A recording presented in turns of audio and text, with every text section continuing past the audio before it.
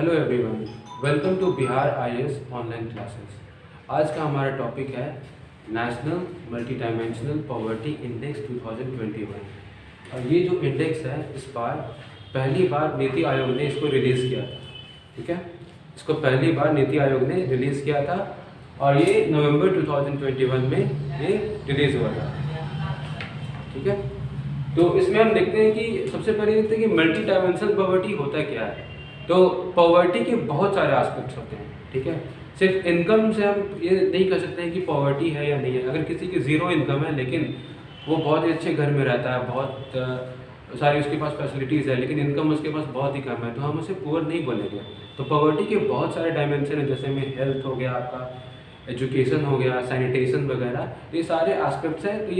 तो इन सारे एस्पेक्ट्स को लेके नीति आयोग ने इसको वो किया है, मल्टी डायमेंशनल पॉवर्टी इंडेक्स बनाया, इसको NMPI, इसका शॉर्ट फॉर्म हो गया आपका NMPI।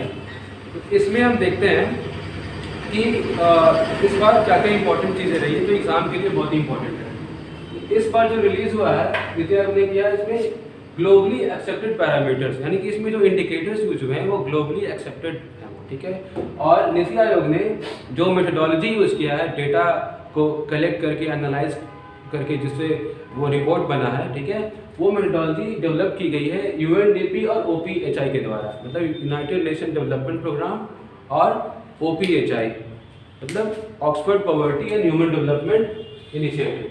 ठीक है, तो इन दोनों की मेथडोलॉजी इस बार यूज़ की गई है। और ये दोनों जो ऑर्गेनाइजेशन है, ठीक है, UNDP और OPHI, याद रखिएगा, इन्होंने ये रिलीज करती हैं global multi dimensional poverty index. ठीक है, और इस बार का जो 2021 का ये जो इंडेक्स था, इसमें इंडिया का जो रैंक रहा है 66 रहा है। 109 देशों में इंडिया का रैंक इसमें 66 रहा है। और इस बार ये भी पाया गया है कि India has the highest number of multi dimensionally poor, मतलब इंडिया में 227 मिलियन, मतलब 22.7 करोड़ लोग मल्टी डायमेंशनली पुअर हैं। तो ये आपको इस बार ग्लोबल वाले में है। अब देखते हैं कि नेशनल में क्या क्या इसमें और भी क्या क्या चीज़ें रही हैं। तो national multi dimensional poverty index में 3 डायमेंशन दिए गए हैं और 12 इंडिकेटर्स हैं। वो जो 3 डायमेंशन है और ये 12 इंडिकेटर्स, इनको एक बार देख लेते हैं। तो पहला डायमेंशन है आपका ये हेल्थ। ठीक है, हेल्थ ये पहला डायमेंशन है, इसको 1/3 वेट मिला है इस बार। ठीक है, हेल्थ को 1/3 वेट मिला है। और हेल्थ में आपके न्यूट्रिशन है। हेल्थ में 3 इंडिकेटर्स हैं। पहला न्यूट्रिशन, इसको 1/6 वेट मिला है। दूसरा इंडिकेटर है इसमें चाइल्ड एंड एडोलेसेंट मोर्टेलिटी, मतलब कि जो बच्चों का और जो किशोरावस्था में जो लोग होते हैं उनका डेथ रेट क्या है, और below the age of 18 years, इसको 1/12 वेट मिला है। और एंटीनेटल केयर, इसको भी 1/12 वेट मिला है। मतलब एंटीनेटल केयर का मतलब वो होता है कि जो प्रेग्नेंट वुमेन होती है उनको क्या क्या हेल्थ केयर फैसिलिटीज़ मिल रही है। ठीक है, इसमें जो दूसरा डायमेंशन है वो है एजुकेशन। ठीक है, एजुकेशन को भी 1/3 वेट मिला है। और इसमें 2 इंडिकेटर्स हैं। पहला इंडिकेटर है आपका ईयर्स ऑफ स्कूलिंग और दूसरा इंडिकेटर है स्कूल अटेंडेंस। इन दोनों को ही 1/6 वेट मिला है। ठीक है, ईयर्स ऑफ स्कूलिंग बहुत ही सिंपल कंसेप्ट है कि कितने साल तक की स्कूलिंग रही है बच्चों की एवरेज, और स्कूल अटेंडेंस मतलब क्लास 8 तक का अटेंडेंस लेवल क्या रहा है। किसी हाउस होल्ड में अगर बच्चा है तो उसका देखते हैं कि क्लास 8 तक का उसका अटेंडेंस लेवल क्या रहा है। और जो तीसरा डायमेंशन है वो है स्टैंडर्ड ऑफ लिविंग, इसको भी 1/3 वेट मिला है, 1/3 वेट मिला है। और इसमें 7 इंडिकेटर्स हैं और सबको 1/21 वेट मिला है। और वो जो 7 इंडिकेटर्स हैं वो आपका कुकिंग फ्यूल, दूसरा है सैनिटेशन, तीसरा है ड्रिंकिंग वाटर, सैनिटेशन का मतलब हो गया आपका टॉयलेट फैसिलिटीज़, चौथा है हाउसिंग। हाउसिंग में ये देखा जाता है कि फ्लोर कैसा है, वॉल्स किससे बने हैं, ठीक है, सीलिंग की क्वालिटी क्या है, मतलब ओवरऑल हाउस की बिल्ड और स्ट्रक्चर देखते हैं उसको। एसेट्स में ये देखा जाता है कि किसी एक एवरेज हाउस होल्ड में टीवी है कि नहीं, रेफ्रिजरेटर है कि नहीं, मोटरसाइकिल वगैरह, ऑटोमोबाइल, ये सब देखते हैं कि इन सब चीज़ों की अवेलेबिलिटी है या नहीं। और जो छठा इंडिकेटर है इसमें इलेक्ट्रिसिटी। ठीक है, तो इसमें देखते हैं कि if any house hold has electricity और नॉट, किसी हाउस होल्ड के पास इलेक्ट्रिसिटी है तो अच्छी बात है, और नहीं है तो फिर दैट इज़ नॉट गुड, और इससे स्कोर उसका कम हो गया। और बैंक अकाउंट्स, अगर बैंक अकाउंट्स है तो इट्स अ गुड थिंग, ठीक है। तो अब ये देखते हैं कि इसमें जो स्कोर कैसे किया जाता है, ठीक है। जो डेप्रीवेशन का स्कोर है वो कैसे लेते हैं, तो डेप्रीवेशन का स्कोर होता है उसको 100 में से अचीवमेंट इन इंडिकेटर को माइनस करते हैं। Achievement in indicator as in ये हो गया कि मान लीजिए किसी स्टेट में 80% हाउस होल्ड के पास इलेक्ट्रिसिटी नहीं है। अगर किसी स्टेट में 80% हाउस होल्ड के पास इलेक्ट्रिसिटी नहीं है मान लिया जाए, ठीक है, तो उसको 100 माइनस 80 करते हैं, तो फिर क्या हो जाएगा, उसका जो स्कोर होगा 20%, जो कि काफी कम स्कोर माना जाता है। अब इस बार ये देख लेते हैं कि इस बार जो national multi dimensional poverty index रहा है इसमें क्या क्या मेजर फाइंडिंग्स रही है। तो सबसे मेजर फाइंडिंग ये रही कि बिहार जो है, बिहार में सबसे ज़्यादा मल्टी डायमेंशनली पुअर लोग बिलोंग करते हैं, और उनका जो परसेंटेज है 51.9%, मतलब almost 52% people of Bihar are multi dimensionally poor. और केरला एक ऐसा स्टेट है जहाँ पे सबसे कम मल्टी डायमेंशनली पुअर है, मतलब 0.7%, मतलब केरला में 1% से भी कम लोग मल्टी डायमेंशनली पुअर है। It's a very good achievement for state like Kerala. और बिहार में एक और चीज़ पाई गई है कि जो मैल न्यूट्रिशन का जो लेवल है, जो कुपोषण के शिकार जो बच्चे होते हैं वो भी सबसे ज़्यादा बिहार में है, उसके बाद झारखंड का नंबर आता है। और मल्टी डायमेंशनली पुअर में बिहार के बाद झारखंड का नंबर आता है, और फिर उसके बाद उत्तर प्रदेश का नंबर आता है, ठीक है। और एक बार ये देख लेते हैं कि नीति आयोग इसको जो रिलीज करती है ये है क्या। तो नीति आयोग का फॉर्मेशन हुआ था 1 जनवरी 2015 को, ठीक है।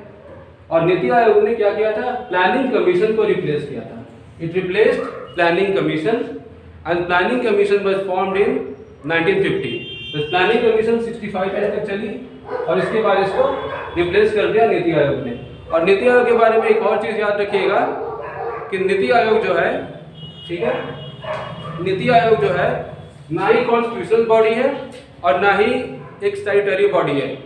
नीति आयोग जो है आपका एक एग्जीक्यूटिव रेजोल्यूशन से क्रिएट की गई है, ठीक है, इसको याद रखिएगा। NITI Aayog was created by an executive resolution, it is neither a constitutional body nor a statutory body. अब ये देखते हैं कि ये जो इंडेक्स लिया गया था, national multi dimensional poverty index इस साल का, ये इसका डाटा कहाँ से लिया गया था। इसका जो डाटा लिया गया था national family health service force से। National family health survey India का समझ लीजिए कि सबसे लार्जेस्ट सोशियो इकोनॉमिक और हेल्थ का सर्वे है। ये इसमें हाउस होल्ड से डेटा कलेक्ट किया जाता है और बहुत ही वाइड स्प्रेड लेवल पे इसमें डेटा कलेक्शन होता है, और इसको कंडक्ट कराती है ministry of health and family welfare, ठीक है। इसको जो कंडक्ट कराती है वो है ministry of health and family welfare. और इसमें जो नेशनल फैमिली हेल्थ सर्वे जो 4 हुआ था, इसमें 2015-16 का डाटा लिया गया था। इसी डाटा के बेसिस पे ये इंडेक्स बनाया गया है, ठीक है। इसको रेफरेंस पीरियड दिया गया है 2015-16 का जो डाटा है इसमें, इसको लेके ये इंडेक्स बनाया गया है। तो अब ये देखते हैं कि ये जो हमारे सस्टेनेबल डेवलपमेंट गोल्स हैं, ये कौन कौन से एसडीजी गोल्स इससे अलाइन करते हैं, मतलब इस इंडेक्स के जो इंडिकेटर से इसे कौन कौन से एसडीजी गोल्स अलाइन करते हैं। एसडीजी 1 जो है, एसडीजी 1 इज अबाउट पॉवर्टी। इसमें टारगेट है कि 2030 तक, एसडीजी का जो टाइम पीरियड है 2030 तक है। ये 2015 में सेट किया गया था यूएन के द्वारा, और इसका जो टाइम पीरियड है वो है 2030 तक का। इसमें जो एसडीजी 1 है कि एसडीजी 1 का टारगेट है कि 2030 तक पॉवर्टी खत्म हो जाए। एसडीजी 2 का टारगेट है कि जीरो हंगर बाय 2030, और एसडीजी 3 का टारगेट है कि improved health care facilities by 2030 for all. SDG 4 है एजुकेशन फॉर ऑल बाय 2030, मतलब सारे के सारे 2030 तक का ही है। SDG 6 is about clean water and sanitation, जो कि इसका भी इस इंडेक्स के इंडिकेटर में लिया गया है। And SDG 7 is about affordable and clean energy, ठीक है। इसमें रिन्यूएबल एनर्जी भी काफी पुश किया गया है। अब लेकिन इस इंडेक्स की फाइंडिंग्स में ये लग रहा है कि बहुत ही नेगेटिव रिपोर्ट है, बहुत ही नेगेटिव आउटकम है, लेकिन ऐसा नहीं है। अभी जो नेशनल फैमिली हेल्थ सर्वे जो 5 हुआ है, इसका डाटा रिलीज हुआ है नवंबर के महीने में, नवंबर 2021 में। इसमें कुछ अच्छी चीज़ें पाई गई हैं। इसमें ये देखा गया है कि सैनिटेशन हैज़ बीन इम्प्रूव, ठीक है, because of Swachh Bharat Abhiyan. Cooking access to cooking fuel has been improve, ठीक है। कुकिंग फ्यूल का जो एक्सेस होता है ये काफ़ी बेहतर हो गया है because of Ujjwala scheme. And electricity has reached to many household. बहुत सारे घरों में जहाँ पहले बिजली नहीं हुआ करती थी वहाँ पे बिजली अब आ गई है, ठीक है। तो और भी बहुत सारे इंडिकेटर्स में, बहुत सारे डायमेंशन में बहुत सारी इंप्रूवमेंट आई है according to the latest national family health survey, ठीक है, जो कि दैट इज NHFS 5, ठीक है। ऑलराइट, आई होप मैंने इसमें सब कुछ सारी इंपॉर्टेंट चीज़ें बता दी हूँ, और थैंक यू।